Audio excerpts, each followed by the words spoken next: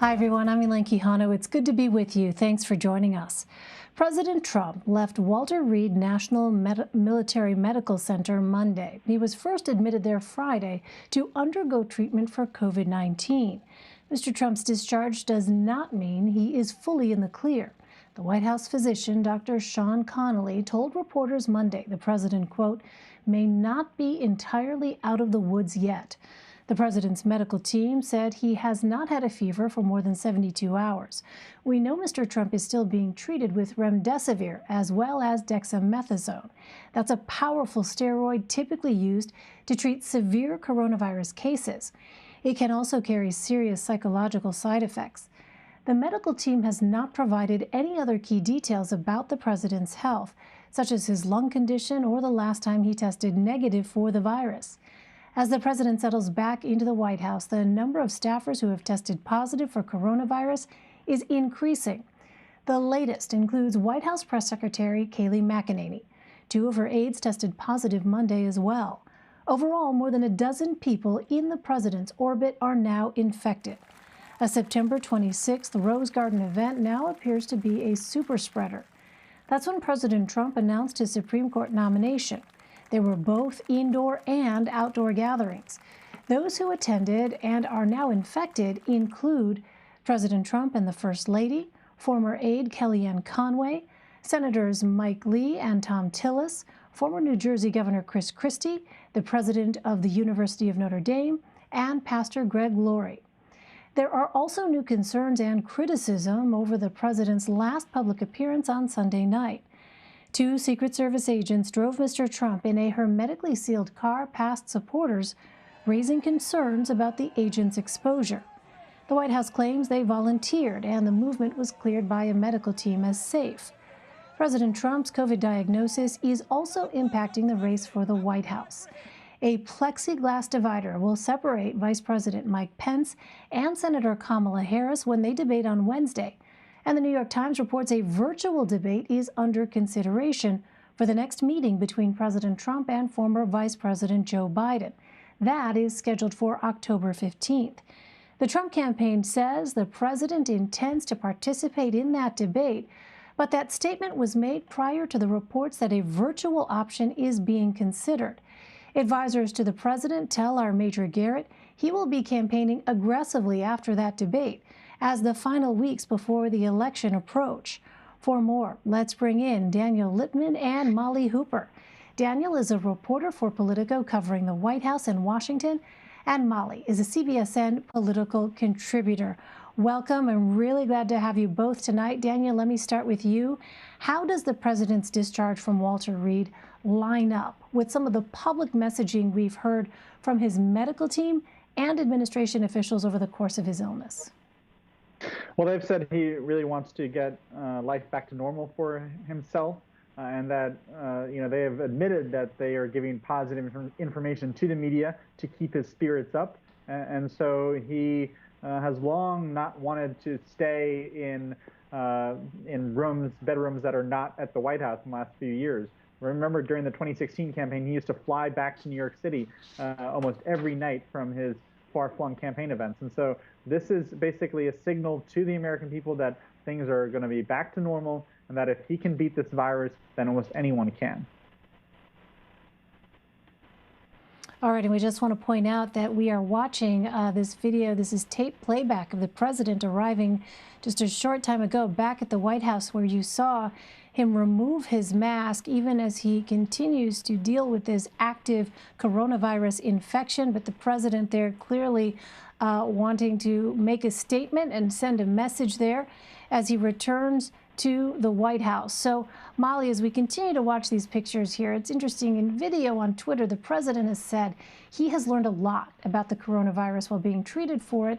And in a separate tweet, he wrote, quote, "Don't be afraid of COVID. Don't let it dominate your life." How is the president trying to send the message here? Is there a concern it might strike a nerve with the families of the more than 200,000 people in the United States who have died from COVID-19? Well, I'm sure that it will strike a nerve with those people that you mentioned. But when it comes to the overall message, especially that Republicans who many of whom are in tight races, especially for the Senate, when it comes to the message that the president is trying to convey, it's one of it's the same message that Republicans in the Senate and House have been trying to make for the past I'd say 2 months, maybe 2 months, that COVID's bad. It's bad. It's brutal. It sucks, but it's beatable. And that's something that the president is saying in his tweets. Don't be afraid of it. There are advances in therapeutics. Doctors know more about treating patients with COVID, not necessarily going right to the ventilator. Convalescent plasma, there have been developments, and people are beating it. For Republicans, keep in mind, it's not just the president, it's those senators, those GOP senators. There's 3 of whom now who have COVID. And it's also watching them, how they move through this disease and what message they convey. And again, it is something that Republicans have been trying to essentially broadcast over these past few weeks, especially with, at the committee hearings and oversights on coronavirus, that COVID is beatable. Now, what happens from this point on, or actually, we don't even know from this point on, the president still has to be quarantined. And so how he moves, what kind of energy he has throughout this quarantine, I think people will keep a lot of attention on that. And earlier today, Senator Lindsey Graham, who's going to be playing a big role in the spotlight soon with leading the Amy Coney Barrett hearings, he said that the president sounds terrific and he's ready to get back to work and is very engaged and wants to, is excited to see the Amy Coney Barrett, confirmation hearings and come to a deal on a stimulus bill for the economy.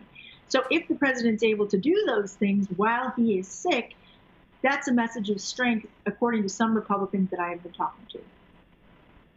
Yeah, and Daniel, I want to get you in here as well on this, because I know you've done some reporting on this as well. What is it that you are hearing from Republicans about the way in which they are viewing how President Trump has dealt with this illness? Of course, everyone's sympathetic to what he's going through. They want him to get better very quickly. But Republicans recognize the political damage that Trump has kind of created for himself by not properly taking the virus seriously, and that led him to be sick and not to suspend all those rallies. Joe Biden, as much as they've made fun of him for hiding in his basement, he hasn't gotten the virus, and they're both in that vulnerable age group. And so Republicans see that, make the point that it's hard to tell the American people that, hey, we've turned a corner, the virus is almost done, when you have 210,000 people who have died in America, 1 million internationally, and the president himself is, can't even protect himself and his top aides. And, on this question of transparency, Daniel, I want to ask you as well.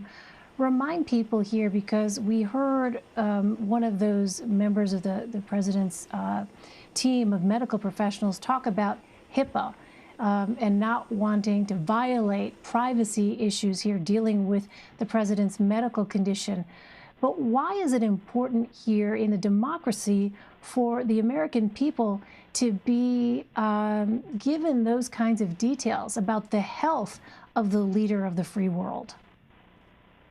Yeah, it's very important, because Americans need to know how their leader is doing, especially when he is hospitalized with a deadly virus that kills hundreds of Americans every day, because you want to make sure that he or she is of sound judgment and sound mind, because America's threats don't just automatically go away when the president is in bed in the hospital. There are still decisions to be made. The White House has made a big show of him doing work, but one of those pieces of paper that he was signing was a blank piece of paper. So it was kind of for show. And we've just seen such contradictory messages from top White House staffers and also Dr. Sean Conley. And so Americans and White House officials I talked to and administration officials, they're just pulling their hair out and saying, we don't have as much credibility as we used to. And we didn't, and back then we still didn't even have that much. And so it's just gone from a low base to even lower in terms of Americans trusting that the information that they get is accurate. And you can see Connolly himself dancing around questions, saying, well, it was the expected levels of his, in the lung in terms of damage. You're not just saying flat out, oh, yeah, we did see a lot of damage. So it's kind of, they're being too cute by half sometimes. And Daniel, if I could ask one question for Daniel. Yeah, go ahead, normally, when the president has his annual physical, I mean, we get all the information. We get statistics on his heart rate, his blood pressure, his resting whatever, his active whatever. But you get statistics on all of that, and all of a sudden, to have the protection of HIPAA, it just sort of seems incongruous. Yeah, that's a great point. And they don't really talk about HIPAA with the president. He is the one who put himself out there and made himself a candidate. No one forced him to run for president. And as president, you kind of give up some of those, you have to be followed by a protective pool everywhere. You're supposed to give up your tax returns. You're supposed to do an annual State of the Union. And so HIPAA, if you're obsessed with protecting your medical information through HIPAA, then don't run for office. Right. Molly, let me ask you about the Trump campaign saying that the president intends to participate in the next presidential debate, which is scheduled for October 15th. It was interesting, intends to participate. How does that type of messaging compare to what we've been hearing from the Biden campaign? Well, I'm not quite sure how it compares, but the challenge is he still has COVID. I mean, it's only been a few days, and this disease can go from okay to terrible in a matter of hours, it seems like. Based on the stories and the anecdotes we've been hearing from doctors across the country and around the world, it's just not a very predictable virus. And so, he might be feeling fine now, but who's to say that's going to happen tomorrow? And when Dr. Connolly says he's not out of the woods yet, my ears really perk up because of what Dr. Connolly has not said when pressed by reporters. That too cute by half reminds me of a phrase that former Speaker Boehner used to say. In situations like this, if you're going to go out and answer questions about the president's health, answer all of the questions. And so again, the president is, according to Dr. Connolly, not out of the woods yet. And if things go according to whatever plan there is, contradicting what I just said, however, if the president does continue to feel well, then he is within that 10 to 14 day window, by which point if he tests negative, for a number of days or a number of tests, then, perhaps he could go and participate in the debate. But again, it's really going to be dependent on his COVID. And, right. That COVID is not necessarily a fan of Make America Great Again or is a Trump hater. I mean, it's a virus, and you can't control it. So, Molly, against that backdrop, the confirmation hearing for Supreme Court nominee Amy Coney Barrett is now scheduled officially here for Monday of next week. How does the Judiciary Committee plan to conduct that hearing, given that several Republican lawmakers have now tested positive for COVID? Well, they're moving full steam ahead. If you remember, and I'm sure many of the viewers have been watching, over the past few months, I guess since about May, the House and Senate have been able to conduct a lot of their business via remote or virtual hearings or some kind of hybrid of that. Now, it's not ideal, especially when it comes to a high-profile hearing like Associate Supreme Court Justice. However, if senators need to appear virtually or via remote, that is possible. And in fact, the background we received from the committee today essentially said in each day that they're planning for next week, it says asterisk, pardon me, I'm looking over, it says members have the option of appearing and questioning the witness in person or remotely. Each senator makes their own determination. Graham will appear in person. And that, again, surrounded by asterisks, and it's on this sheet about 5 different times. So Senator Graham continued, he intends to move forward with these hearings. The vote wouldn't happen until not next week, but the week after in the Senate committee, and then it could go to the Senate floor. But he plans to move full steam ahead. And Molly, no concern about the optics here of moving forward with that process, even though you have had now several Republican lawmakers testing positive for COVID? Well, I think there is a little bit of that concern, but it also speaks to a different concern, and that's the electoral and the election day concerns. Because Republicans want to, now that they have the presidency and they've controlled the Senate, they want to confirm this Supreme Court justice. And they have to do it essentially before a certain date, which is in November, of course, the beginning of November, because keep in mind, if Republicans lose the seat in Arizona held by Martha McSally, who was appointed, ostensibly her opponent would be, sworn in the day after the election. And so that changes the equation math-wise in the Senate. And I think that what this confirmation process sort of speaks to is, number one, they think that they're going to, pick up some value, political value, when it comes to the polls, but also they want to protect against what if we lose the Senate. So, again, whether the optics are what they are, Republicans are moving ahead. So, Daniel, we touched on this a moment ago. You and your colleague Ryan Lizzo wrote about how the Republican Party is facing several political crises right now. They include the president's coronavirus diagnosis and the push to confirm Amy Coney Barrett to the Supreme Court.